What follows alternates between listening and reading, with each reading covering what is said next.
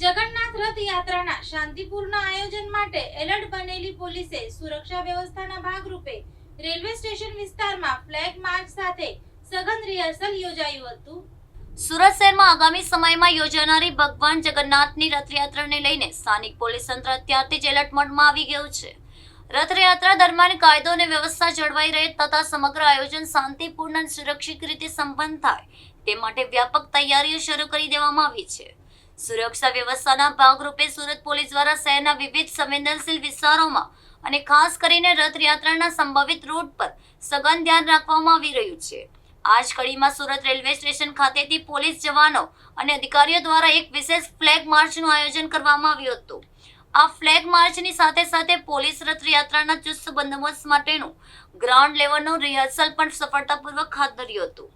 ઉચ્ચ પોલીસ અધિકારીઓના માર્ગદર્શન હેઠળ યોજાયેલી આ માર્ચનો મુખ્ય હેતુ લોકોમાં સુરક્ષાની ભાવના કેળવવાનો અને અસામાજિક તત્વોને કડક સંદેશ આપવાનો હતો। પોલીસની આ સઘન અને આગોતરી કામગીરીને પગલે શહેરીજનોને ભક્તિમય અને સંપૂર્ણ સુરક્ષિત માહોલમાં રથયાત્રાની ઉજવણી કરવાનો દ્રઢ વિશ્વાસ મળ્યો છે। 16મી જુલાઈએ ભગવાન જગન્નાથ સમગ્ર સુરત શહેરમાં ભ્રમણ કરશે, એમની શોભાયાત્રા છે અને સમગ્ર સુરત શહેરના લોકોને દર્શન કરવા માટે સમગ્ર સુરત શહેરમાં શોભાયાત્રા રૂપે ભગવાન જગન્નાથ ફરવાના છે। સમગ્ર સુરત શહેરમાં 8 જેટલી શોભાયાત્રાઓનું આયોજન કરવામાં આવેલું છે। એમાં સૌથી મોટી જે શોભાયાત્રા છે 14 કિલોમીટરની શોભાયાત્રા, જેનું રેલવે સ્ટેશનથી પ્રસ્થાન થશે અને જે ઇસ્કોન મંદિર સમાપન થાય છે। આ શોભાયાત્રા રૂટ ઉપર આજે પોલીસ કમિશનર વામાંગ જમીર સાહેબના માર્ગદર્શન હેઠળ ફૂટ પેટ્રોલિંગ અને ફ્લેગ માર્ચનું આયોજન કરવામાં આવ્યું છે। સાથે સાથે તમામ 8 શોભાયાત્રાના ભાગ સ્વરૂપે, એના તૈયારીના ભાગ સ્વરૂપે તમામ પોલીસ વિસ્તારમાં શાંતિ સમિતિનું મીટિંગનું આયોજન સિનિયર ડીસીપી રેન્ક ઓફિસર દ્વારા કરવામાં આવ્યું છે। તમામ આયોજકો સાથે 1-to-1 મીટિંગ કરી લેવામાં આવી છે। શોભાયાત્રા રૂટનું પણ સેન્સિટાઇઝેશન અને ખાસ કરીને બીડીડીએસની ટીમ દ્વારા પણ શોભાયાત્રા રૂટને ચેકિંગ કરવામાં આવેલું છે। શોભાયાત્રા જે નીકળશે જે 16મી જુલાઈએ, તો તમામ શોભાયાત્રા રથયાત્રા રૂટ ઉપર સિનિયર અધિકારી, additional commissioner, deputy commissioner, ACP અને પીઆઈ એવા સિનિયર અધિકારી દ્વારા ટીમો તૈનાત કરવામાં આવેલી છે અને તમામ શોભાયાત્રામાં ઉચ્ચ અધિકારી દ્વારા બંદોબસ્ત ગોઠવવામાં આવ્યો છે। સાથે સાથે મુખ્ય શોભાયાત્રા જે રથયાત્રા છે એની અંદર ક્રાઇમ બ્રાન્ચ અને એસઓજીની અલગ અલગ ચુનિંદા અધિકારીની ટીમો પુશિંગ સ્ક્વોડ તરીકે પણ કામગીરી કરશે।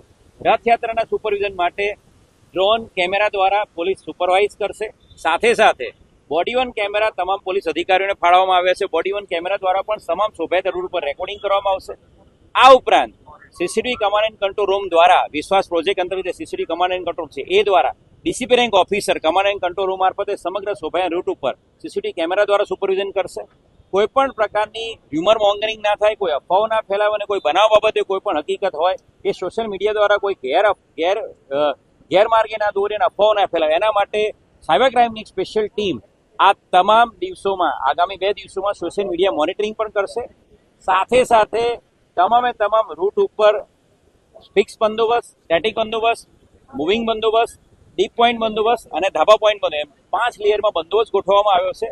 સમગ્ર સુરત શહેરની જનતા અને મીડિયા મિત્રોના માધ્યમથી ભગવાન જગન્નાથજીની રથયાત્રામાં પ્રસાદ માટે, કીર્તન માટે અને દર્શન માટે લોકો જોડાય એવી તમને અપીલ કરું છું અને લોકોને એકદમ ધાર્મિક વાતાવરણમાં અને સામાજિક અને સૌહાર્દના વાતાવરણમાં લોકો આ તહેવાર ઉજવે એવી શુભકામનાઓ પાઠવું છું।